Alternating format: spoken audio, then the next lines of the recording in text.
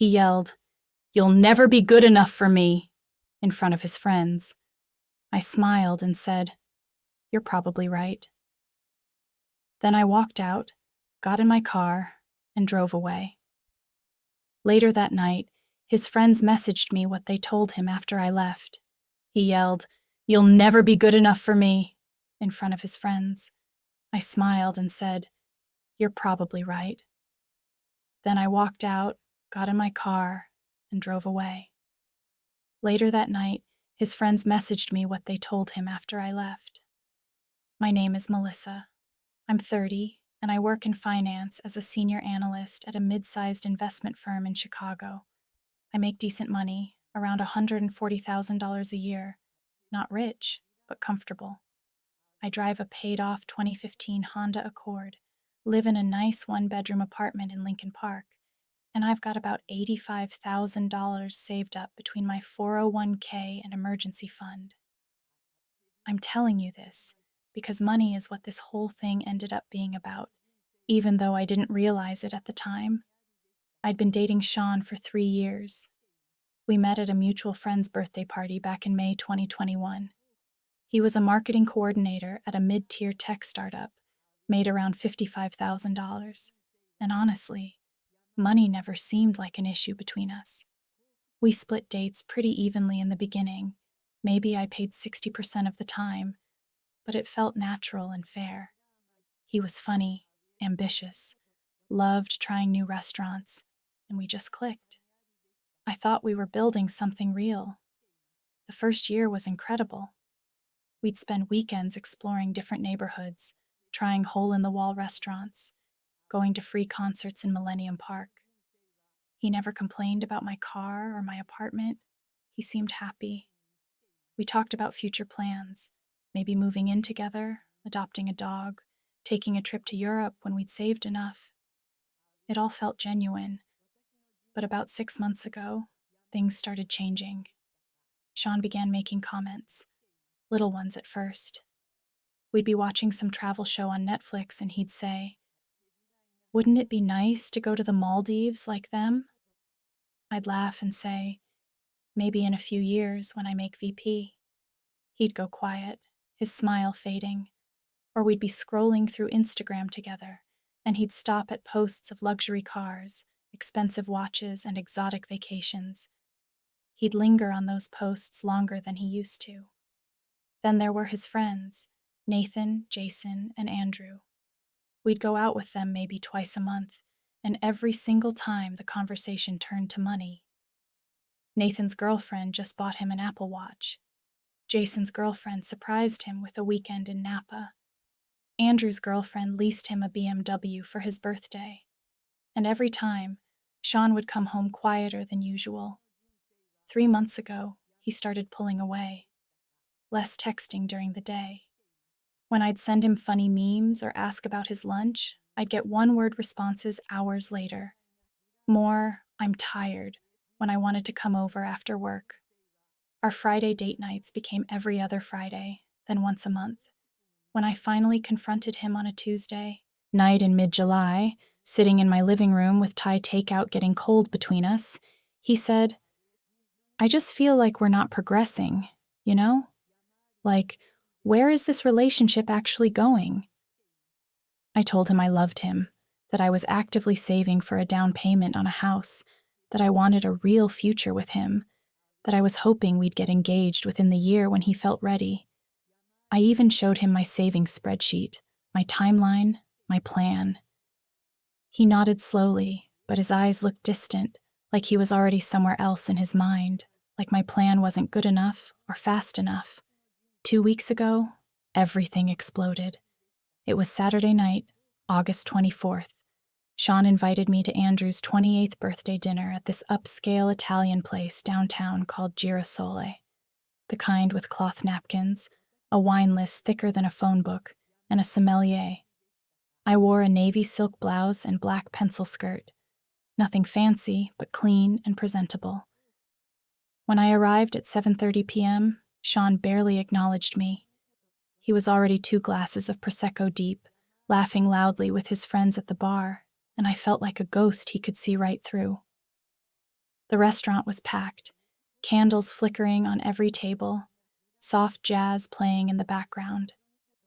Our group had a long table near the window overlooking the Chicago River. I sat at the end next to Sean, who immediately turned his attention to Jason on his other side. They were talking about some influencer drama I didn't care about. I ordered a glass of wine and tried to make conversation with Brittany, Andrew's girlfriend, about the Bears' terrible season. She was polite enough, but her attention kept drifting back to her phone.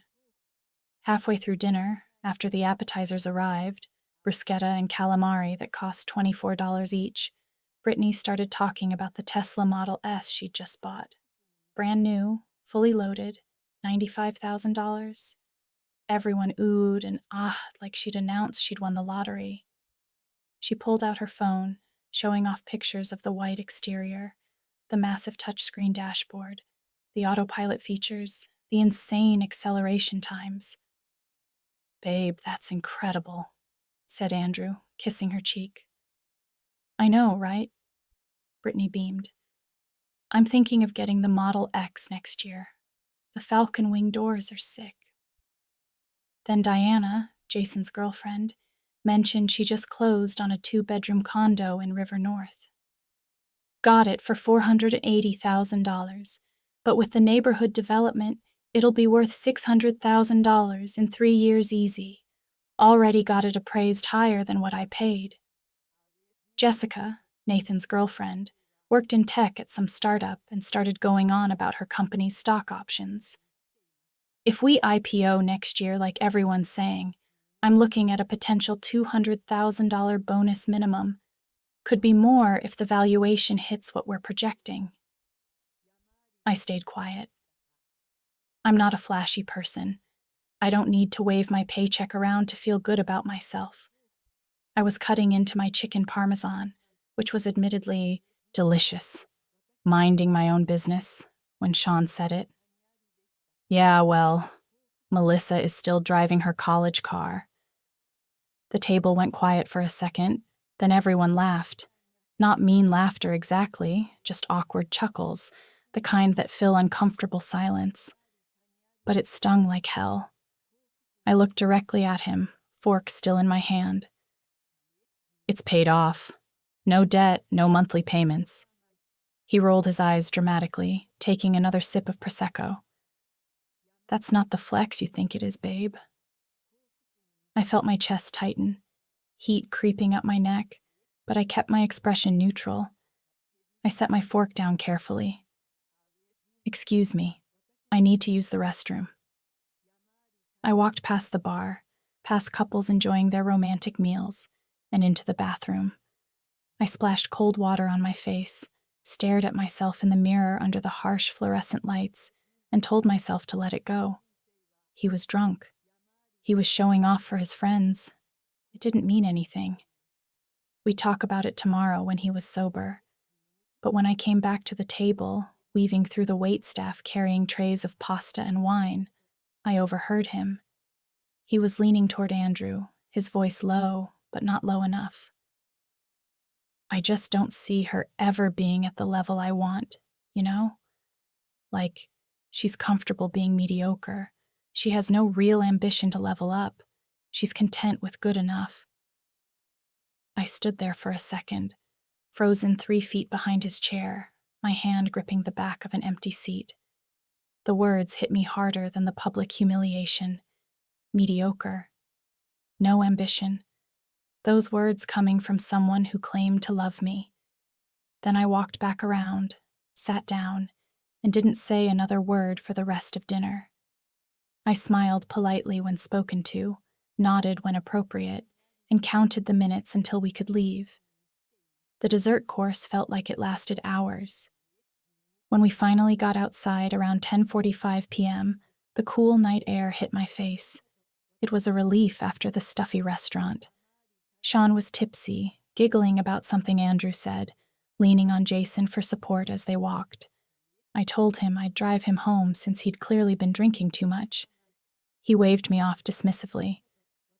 "I'm staying at Andrew's tonight. We're doing a guys' night thing, watching the game or whatever." "All right. I said, keeping my voice even. Text me when you get there safe. Yeah, sure, he said without looking at me. I started walking toward the parking garage across the street, my hands in my pockets. I'd made it maybe 20 feet, was almost at the crosswalk, when he yelled it.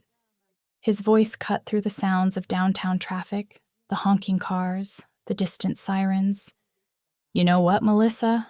You'll never be good enough for me. Everything stopped. His friends went completely silent. A couple walking their dog on the sidewalk turned to stare. A group of people smoking outside a bar looked over. I stopped walking, my back still to him, and took a deep breath. Then I turned around slowly. He was standing there in his black suit and dress shoes, arms crossed, tie loosened, looking at me like I was the problem, like I was the one who'd done something wrong. His friends were staring at him with wide eyes, mouths slightly open in shock. I just smiled, calm, controlled, the kind of smile that doesn't reach your eyes. You're probably right, I said, my voice steady and clear enough for everyone to hear. Then I turned back around, walked to my car, got in, and drove away. My hands gripped the steering wheel so tight my knuckles went white. I didn't cry. I didn't scream or punch my dashboard or call him names. I just drove home in complete silence, the city lights blurring past my windows, my mind surprisingly blank. When I got home around 11:15 p.m., I poured myself 3 fingers of bourbon, sat on my couch in the dark, and stared at the black TV screen for 2 hours. My phone sat face down on the coffee table. I didn't want to look at it. Didn't want to see his excuses or apologies or whatever he'd send. Around 11:30 p.m., I finally picked it up. 3 messages were waiting. Nathan. Hey, I'm really sorry about tonight. That was completely out of line. You didn't deserve that. Jason. Dude, we told him off after you left. Like, seriously went off on him? He was way out of pocket. I'm sorry you had to hear that. Andrew. Melissa, I need you to know that after you left, we all laid into him. I told him he just humiliated the best woman he's ever dated in front of everyone for no reason. Nathan called him shallow and materialistic. Jason said he was acting like a spoiled brat who doesn't know what he has. Sean started crying and saying he didn't mean it, that he was just frustrated with his life and his job. But honestly, I think he's been listening to too much toxic bullshit from Instagram influencers and people who think a woman's worth is her bank account. You deserve so much better than this. I'm really sorry my birthday was ruined like that. I read all 3 messages twice. I didn't respond to any of them. I turned my phone off and went to bed at 1 a.m., staring at my ceiling in the dark. Sunday morning, I woke up at 9 a.m. to 14 missed calls from Sean and a string of increasingly desperate texts that had come in overnight. Sean. Melissa, please call me. Sean. I'm so sorry. I was drunk. I didn't mean any of it.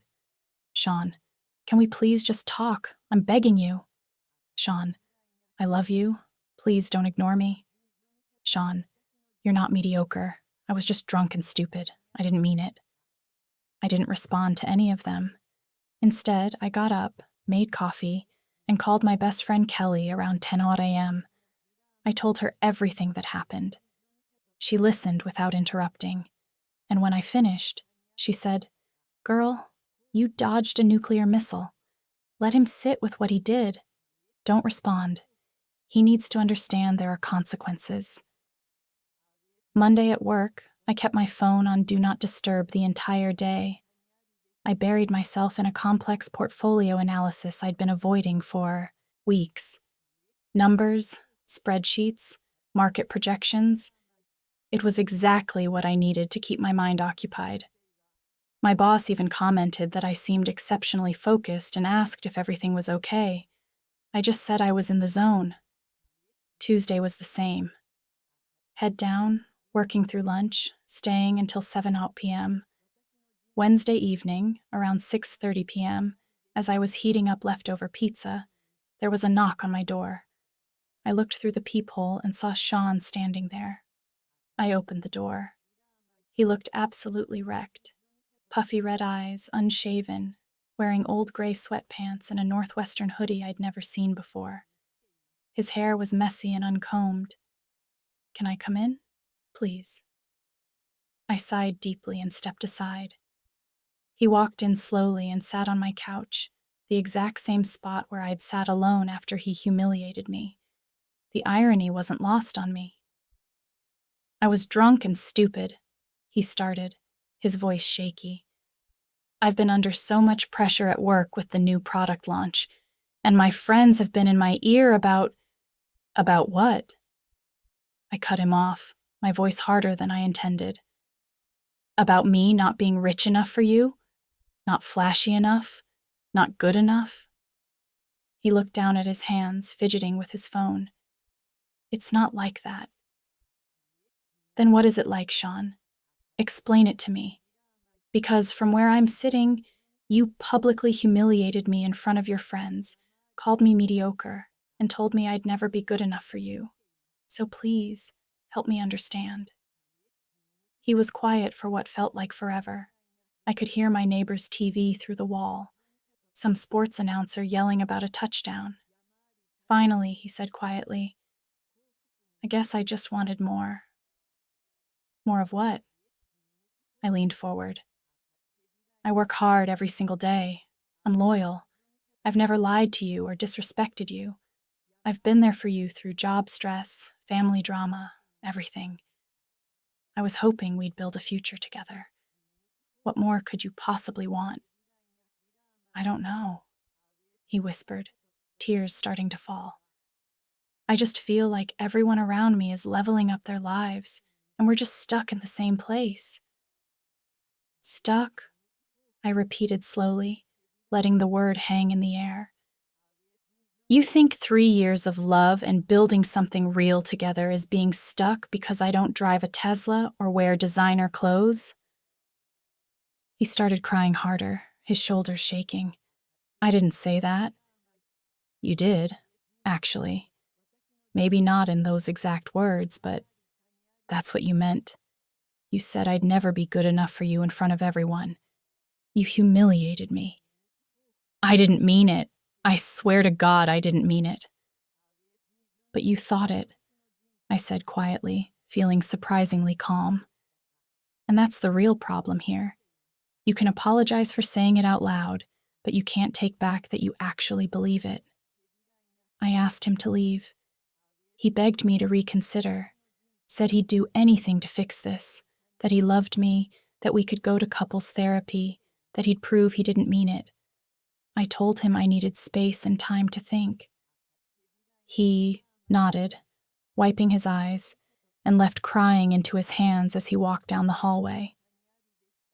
A week passed in complete silence. I didn't reach out, didn't check his social media, didn't ask our mutual friends about him. I just focused on work and myself.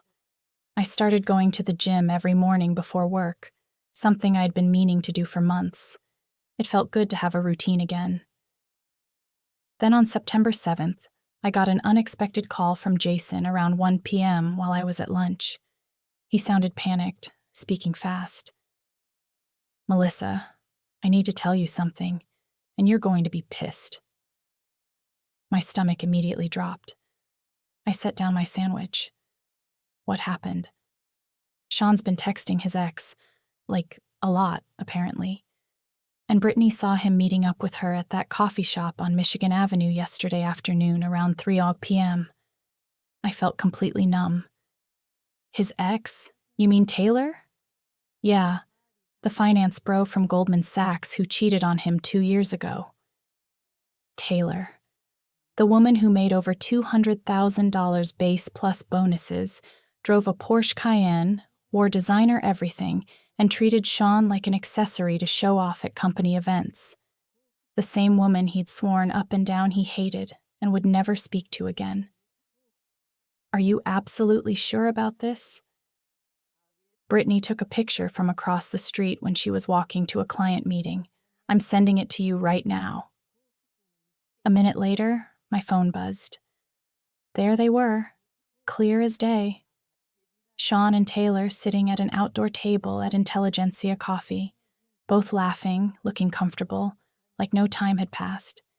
He was wearing the blue button-down shirt I'd bought him for his birthday last year. The shirt, he said, made him feel confident. I didn't feel angry.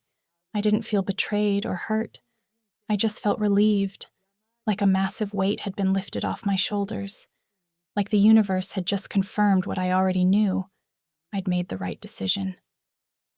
I texted Sean, "We're done. Don't contact me again." He called within 30 seconds. I declined the call and watched his name disappear from my screen. He texted immediately, "Melissa, please let me explain." She reached out to apologize for everything. "I swear it's nothing. We just talked. I still love you. Please." I blocked his number, his Instagram, his Facebook, everything. Complete digital silence. 2 weeks after I blocked Sean, Nathan called me on a Friday night around 8 p.m.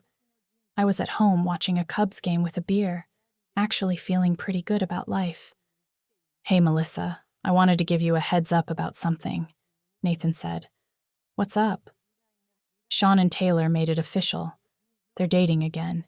He posted about it on Instagram this morning." "Good for him," I said, and I genuinely meant it. He got what he wanted. "That's the thing, though," Nathan continued. "I don't think he did. Andrew and I went to brunch with him last Sunday, and he spent the whole time either on his phone texting Taylor or talking about her, but not in a happy way. He kept saying things like, 'She wants me to dress more sophisticated,' and 'She thinks I should network more with important people,' and 'She's helping me become a better version of myself.' It was weird as hell." "Sounds like Taylor," I said. "She always treated him like a project." "Yeah, well, it's gotten worse, apparently. Jason saw them at dinner Tuesday night, and Taylor spent the entire meal on her phone doing work emails. Didn't even look at Sean. Just kept ordering for him without asking what he wanted." I took a sip of my beer. That's her style. Everything has to be controlled by her. "There's more," Nathan said. "Andrew ran into Sean at the gym yesterday, and Sean looked miserable. He tried to act happy, showing off this Gucci wallet Taylor bought him, but Andrew said his eyes looked dead. And get this, Sean mentioned that Taylor wants him to quit his marketing job because it's beneath the lifestyle she's building, and she wants him to focus on being more present for her career needs." "Jesus," I muttered. "So she wants him to be unemployed and completely dependent on her?" Exactly. And when Andrew asked if he was happy, Sean just changed the subject really fast. Started talking about some charity gala Taylor's taking him to next month and how he needs to buy a $2,000 designer suit for it. I shook my head. Well, that's his choice. He wanted the luxury lifestyle. Now he's got it. "I know," Nathan sighed. "But I feel bad. We all do. He threw away something real for this fake bullshit. Anyway, I just wanted you to know. Also, Andrew's having a small get-together in 2 weeks if you want to come. Just close friends. Sean won't be there." "I'll think about it," I said. "Thanks for the heads up." After we hung up, I sat there thinking about it for a while. Part of me felt vindicated. Sean had chosen money and status over genuine love, and now he was realizing that money can't buy happiness or real connection. But mostly, I just felt indifferent. He'd made his bed. It's been 3 months since that disastrous birthday dinner. It's now early November, and my life has completely turned around. First, the professional stuff. I got promoted in late October to Associate VP with a significant raise, $175,000 base plus performance bonuses that could add another $30,000. My boss called me into his office and told me my focus and work quality over the past few months had been exceptional. Funny how a clear mind and no relationship drama can improve your career. I've been hitting the gym 5 days a week, dropped 15 pounds, and actually feel strong and healthy for the first time in years. I reconnected with my college friends, started playing tennis on Wednesday nights, and honestly, I feel lighter and happier than I have in years. 2 weeks ago, I went to Andrew's get-together. It was actually great. About 15 people, good food, no drama. Nathan, Jason, and Andrew have all been incredibly supportive. They've completely cut ties with Sean over what happened. Apparently, he kept trying to justify his choices and blamed me for not being ambitious enough, and they weren't having it. At the party, Andrew pulled me aside. "I need to tell you something about Sean. It's bad." "What happened?" "Taylor dumped him last week, completely out of nowhere. He called me crying at 2 a.m. Apparently, she met someone at her firm, some executive who went to Harvard, and just straight up told Sean they were done. Said the new guy was more aligned with her professional trajectory or some bullshit like that." "Wow," I said. "That's cold. Even for Taylor." "It gets worse. She kicked him out of her place the same night. He had to call an Uber at midnight with his stuff in trash bags because she wouldn't let him stay until morning. And remember that Gucci wallet? She took it back. Said it was technically her property since she bought it." I felt a tiny pang of sympathy, but it faded quickly. "What's he doing now?" "Living with his parents in the suburbs. He had to quit his apartment because he'd quit his job like Taylor wanted, and now he's got no income. He's applying to jobs, but having a 3-month employment gap is making it hard. He's basically starting over from scratch." "Damn," I said quietly. "He tried to reach out to all of us to apologize, but honestly, we're done. You don't treat people like that and expect everyone to just welcome you back. And between you and me?" Andrew lowered his voice. "He asked Nathan if you were seeing anyone. Nathan told him it was none of his business." I smiled at that. "Good." Last week, Sean tried reaching out to me from a new number. I didn't have it saved, so the message came through. "Unknown. Melissa, it's Sean. I know you blocked me. I don't blame you. I made the biggest mistake of my life. Taylor and I broke up.